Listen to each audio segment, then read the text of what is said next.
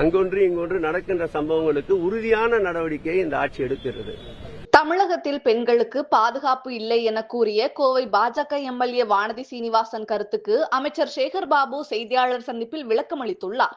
மாண்புமிகு முதலமைச்சர் அவர்கள் அடக்கத்தோடு சொன்னார், நான் தேவையில்லை, சாதாரண ஒரு தொண்டனை நிறுத்துகிறேன், அவரை வெற்றி பெற்று வா என்று கூறினார். சாதாரண ஒரு தொண்டனை நிறுத்தினார். இப்போது ராயபுரத்திலிருந்து காணாமல் போய் போர்ச்சர் எஸ்டேட்டுக்கு சென்று விட்டார். அதேபோல் வேலுமணியை வரச் சொல், முதல்வரிடம் போட்டி வேண்டாம், துறைமுக தொகுதி தாராளமாக கதவுகள் திறந்து வைக்கப்பட்டிருக்கின்றது, எங்கள் முதலமைச்சர் அனுமதித்தால் அங்கே வந்து போட்டியிட சொல், வெற்றி பெற்று வர சொல், அதன் பிறகு பேசிக் கொள்ளலாம். அதற்கு முதலமைச்சரும் அரசும் தெளிவான விளக்கம் தந்திருக்கின்றது.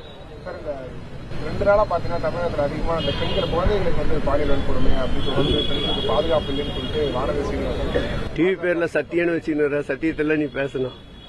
அங்கொன்று இங்கொன்று நடக்கின்ற சம்பவங்களுக்கு உறுதியான நடவடிக்கையை இந்த ஆட்சி எடுக்கிறது. குற்றங்கள் நிகழ்வதை தடுப்பது ஒரு புறம், குற்றங்கள் நிகழா வண்ணம் அதை பராமரிப்பது ஒரு புறம். நடந்த குற்றங்களுக்கு உடனடியாக நடவடிக்கை எடுக்கப்படுகின்றது. பெண்களுக்கு அதேபோல் விழிப்புணர்வை, பாலியல் வன்கொடுமையினுடைய தாக்கத்தை, கோரத்தை மக்களிடையே விழிப்புணர்வை அதிகப்படுத்த மாண்புமிகு முதலமைச்சர் உத்தரவிட்டிருக்கின்றார்.